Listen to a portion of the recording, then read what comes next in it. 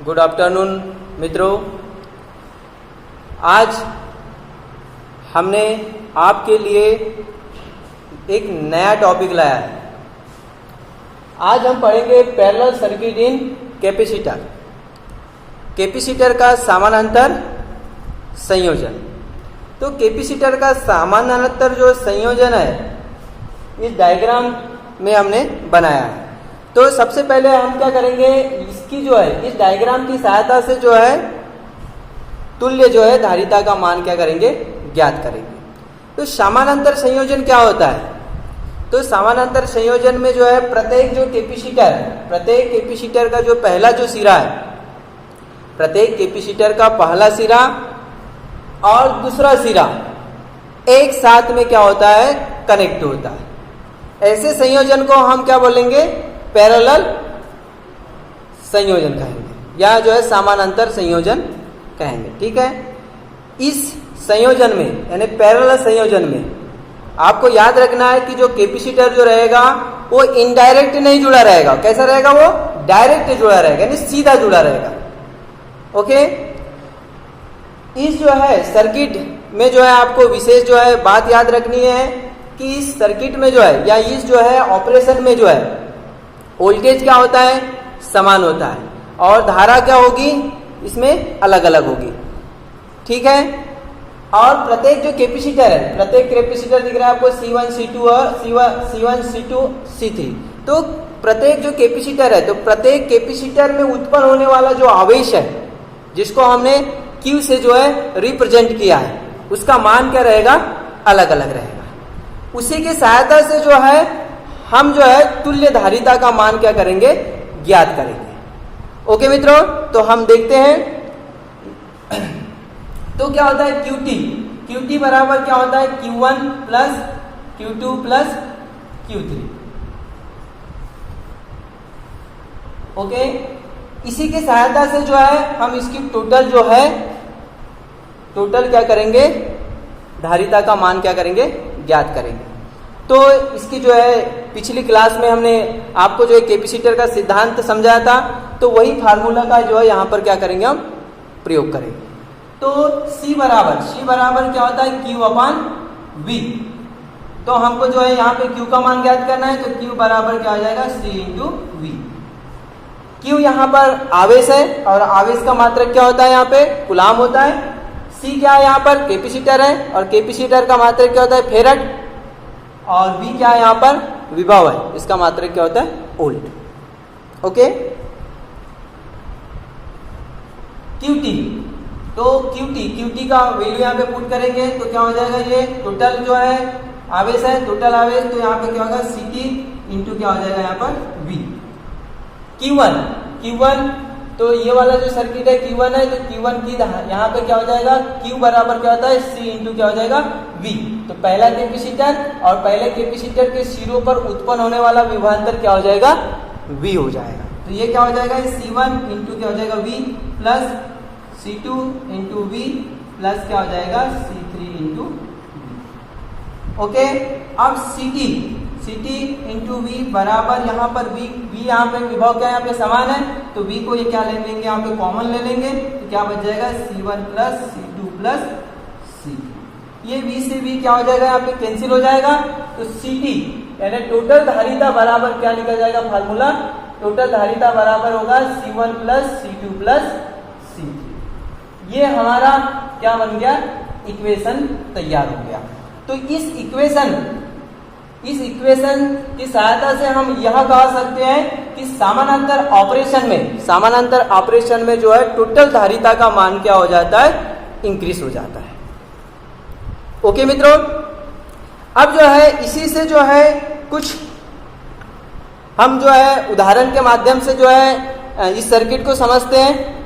कुछ numerical type के जो क्वेश्चन करते हैं हम। तो देखिए C1, अगर C1 की वैल्यू जो है हमारे पास में कितनी है, 10 माइक्रोफेरेड है। ओके मित्रों। और C2 की वैल्यू कितनी है, 20 माइक्रोफेरेड। और C3 की जो है वैल्यू कितनी है, 30 माइक्रोफेरेड। और सप्लाई वोल्टेज हमारे पास कितना दे दिया है, 150 वोल्ट। तो क्या बोल रहा है कि इसकी जो है टोटल चार्ज या टोटल आवेश को हमको क्या करना है, ज्ञात करना है। QT का मान क्या करना है, हमको ज्ञात करना है। तो QT का मान ज्ञात करने के लिए हम जो है इसके पहले जो है हमने जो फार्मूला देखे समानांतर ऑपरेशन वाला, वो फार्मूला को यहाँ पे फॉलो करना पड़ेगा और हमको QT का मान क्या करना पड़ेगा, ज्ञात करना पड़ेगा।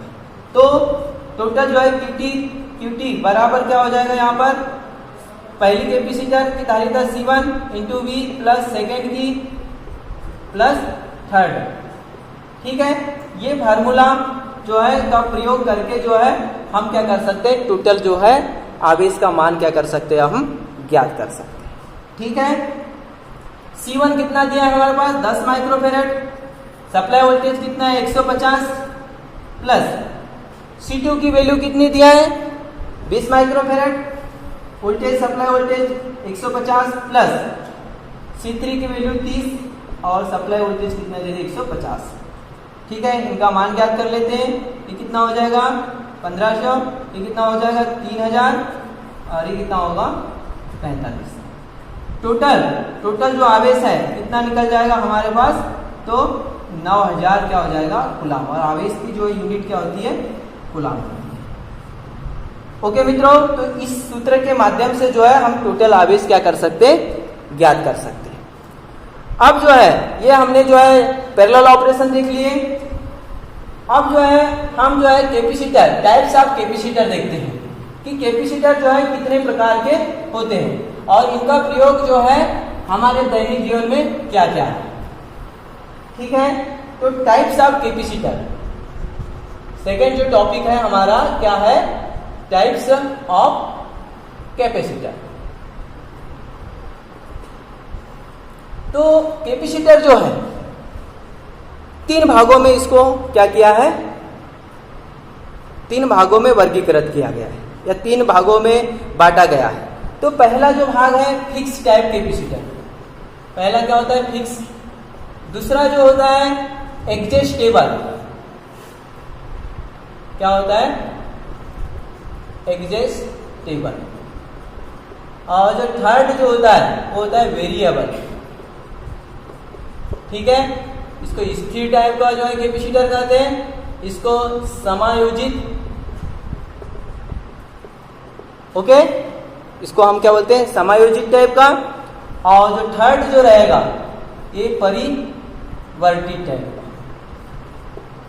ठीक है, तो ये 3 जो है भागों में बांटा गया है।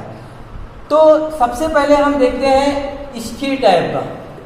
तो स्थिर जो कैपेसिटर रहेगी इसकी जो वैल्यू रहेगी वो कैसी रहेगी, कांस्टेंट रहेगी, इसके मान को हम परिवर्तित नहीं कर सकते। ओके, तो इसके अंतर्गत जो है, इसके अंतर्गत पेपर कैपेसिटर आते हैं, माइका, सेरेमिक,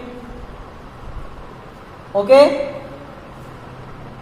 पेपर, ये याद रखना है आपको।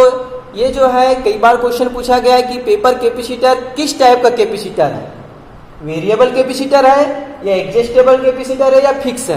तो किस टाइप का है, फिक्स कैपेसिटर। तो इस टाइप के जो ऑब्जेक्टिव क्वेश्चन पूछा गया या पूछता है, ठीक है, या एग्जाम में जो है इस टाइप के क्वेश्चन आते हैं, तो आपको विशेष बात याद रखनी है। उसके बाद में यहाँ पे इलेक्ट्रोलाइट,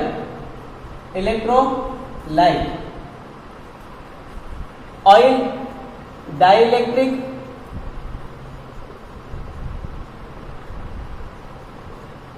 ETC। तो इतने प्रकार के जो कैपेसिटर है वो किसके अंतर्गत आएंगे, फिक्स के अंतर्गत। अब जो है इसका उपयोग हम कहाँ करते हैं, तो फिक्स कैपेसिटर का जो उपयोग है, फिक्स कैपेसिटर का जो है उपयोग विद्युतिक सर्किट एंड जो है इलेक्ट्रॉनिक सर्किट दोनों में जो है इसका क्या करते हैं, यूज किया जाता है। ठीक है मित्रों, तो ये जो है हमने फिक्स जो है कैपेसिटर के बारे में आपको जो है हमने पूरी जानकारी दे दी। अब सेकेंड जो कैपेसिटर है वो कौन सा होता है, एडजस्टेबल। तो एडजस्टेबल यानी होता है समायोजित। ठीक है, यानी हम उसको क्या कर सकते हैं, एडजस्ट कर सकते हैं, आवश्यकता के अनुरूप क्या कर सकते हैं, हम उसको एडजस्ट कर सकते हैं। तो एडजस्ट कैपेसिटर के अंतर्गत 2 कैपेसिटर आते हैं इसमें, एक होता है ट्रिमर, एक पहला होता है ट्रिमर और दूसरा होता है पेडा। ये जो है दो कैपेसिटर आते हैं, ये याद रखना है आपको। ये दो जो है एक समायोजनीय और परिवर्ती कैपेसिटर, इन दोनों में बड़ा कंफ्यूजन होता है, ठीक है। तो आपको विशेष जो है बात याद रखनी है कि ट्रिमर और जो पेडर है वो किस टाइप के कैपेसिटर है, तो एडजस्टेबल या समायोजनीय टाइप के कैपेसिटर है। इनका प्रयोग हम कहाँ पे किया जाता है, तो इनका प्रयोग जो है रिसीविंग एंड जो है ट्रांसमीटर में इनका प्रयोग किया जाता है, ओके। और यहाँ पर जो है ये जो है एडजस्टेबल के अंतर्गत जो है वैसे इसमें जो है रिसीविंग और ट्रांसमीटर में ही इनका प्रयोग करते हैं विशेष तौर पर, ठीक है। ये आपको बात याद रखना है। थर्ड कैपेसिटर हम देखते हैं वेरिएबल। तो वेरिएबल यानी होता है परिवर्ती टाइप। इसका एक सिंबल होता है कैपेसिटर का, ये कैपेसिटर इससे पहचाना जाता है कि किस टाइप का कैपेसिटर है। ये जो है किस टाइप का कैपेसिटर है, ये वेरिएबल कैपेसिटर है, परिवर्ती टाइप का, ठीक है। तो इसके अंतर्गत जो है वेरिएबल कैपेसिटर के अंतर्गत जो है एक कैपेसिटर आता है, उसका नाम होता है गेन। कौन सा कैपेसिटर होता है, गेन कैपेसिटर, ठीक है। तो ये याद रखना है आपको, गेन कैपेसिटर, ठीक है। ये जो है एयर कैपेसिटर में भी इनका प्रयोग किया जाता है। तो इनका प्रयोग भी जनरली जहां ट्रिमर और पेडर का प्रयोग किया जाता है वहां पे जो है गेन कैपेसिटर का भी प्रयोग किया जाता है, यानी रिसीविंग एंड ट्रांसमीटर जो है परिपथ में इनका प्रयोग किया जाता है, ओके दोस्तों। तो ये जो है हमने जो तीन टाइप से देखे कैपेसिटर का, ठीक है। अब नेक्स्ट वीडियो में जो है कैपेसिटर से जो है रिलेटेड क्वेश्चन देखेंगे जो एग्जाम में जो है क्वेश्चन पूछता है, ठीक है मित्रों। आज के लिए इतना ही, ओके बाय।